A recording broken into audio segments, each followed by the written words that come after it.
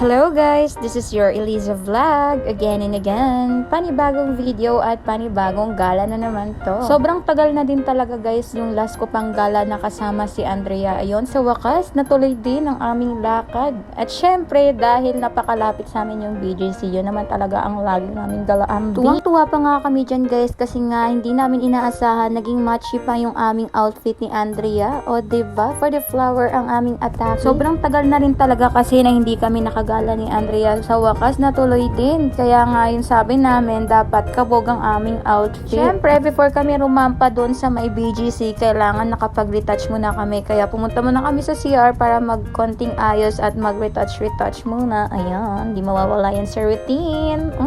As a rich girl, ay, magaganyan. O, diba? Kita nyo naman guys, matchy-matchy talaga kami for the day's video ni Bakla. At yun, suklay-suklay lang muna tayo and then magre-retouch tayo for the foundation. Loco, foundation, mumurahin. Alam nyo guys, nagala talaga kami ni Andrea. Hindi mo naman kailangan maraming pera. Kailangan lang, meron ka lang 150, 100 pesos. Pwede na yun, babe. Mag-Jollibee at McDo ka lang, okay na yun.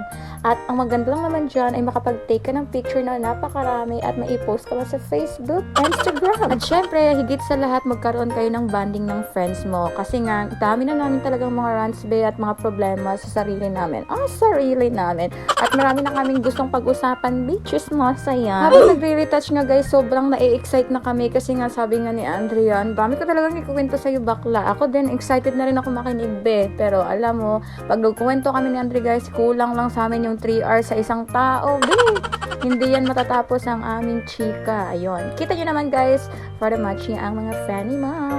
Diba? Iba din kasi talaga guys kapag may kaibigan kang pwede mong pagchikahan, pagchismisan, alam mo yun, pwede kang, nabubulol ako, pwede mong pagsabihan, pwede mong pagkwentuhan ng mga problema mo. Kasi ako talaga guys, stress ako sa buhay. And next guys, after namin mag-retouch, ayun, umakyat na kami sa second floor kasi nga magte-take daw kami ng picture, ayun, sa Indinasan, saglit lang kami kasi nga medyo against the light daw yung background. So, bumaba muna kami at dito kami nga napadaan sa may BGC.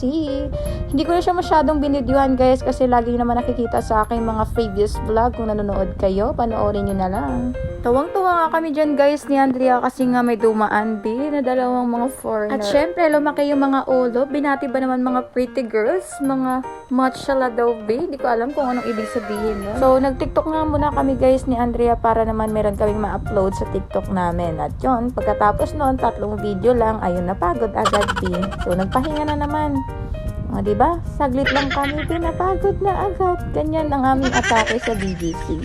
At yun nga, napag-isip-isipan namin na kumain na muna kami. Sayang kasi kung uupo lang kami dun. Diba? Kahit sa pagkain na lang guys, mag-uusap pa. Kasi nga sayang yung oras talaga namin ni Andrea kung hindi kami mag-uusap. Kasi nga ang haba-haba ng kwento at chismis namin, kung hindi pa namin pagsimulan ng kwentuhan.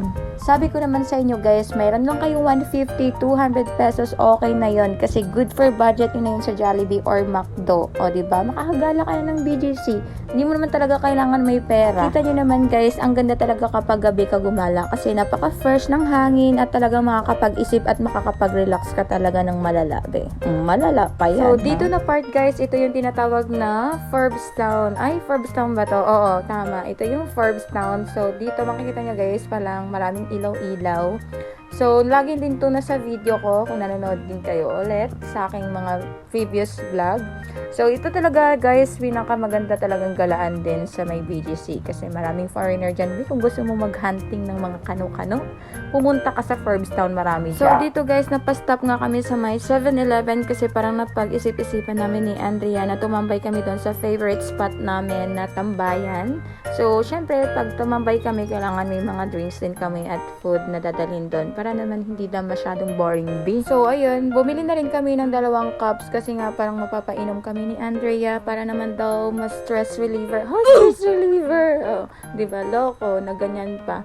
Hindi talaga nainom si Andrea guys. Ako lang talaga yung iinom dapat yan. Pero sinamahan niya na ako. Ayun, napainom ko nga si Bakba. At pagkatapos nga namin guys, uminom at tumambay doon, ayun, napa-CR din kami kasi nga nahihina kami. So, naghanap kami ng CR dyan na mas malapit.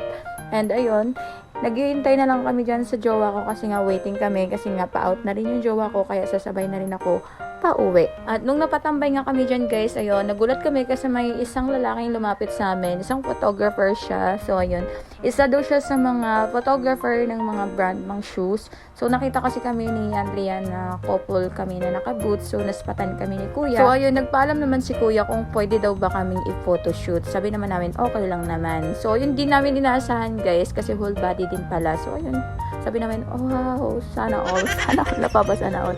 Kasi guys, first time talaga nangyari sa amin ni Andrea na may photoshoot sa aming dalawa. At ako talaga dyan guys, napagod na talaga ako kasi parang higit 5 hours din ata kaming nag-ikot-ikot dyan ni Andrea. Si Andrea hindi pa talaga napagod, nag-TikTok pa talaga be. So ayun nga, sabi ko, uwi na kami and then nagkita na rin kami ng jowa ko. Hindi ko mai-ingit for today's video. So ayun guys, dito ko na i-end yung ating mini vlog video. Thank you so much guys for watching at abangan nyo pa yung mga susunod kong i-upload. Bye bye!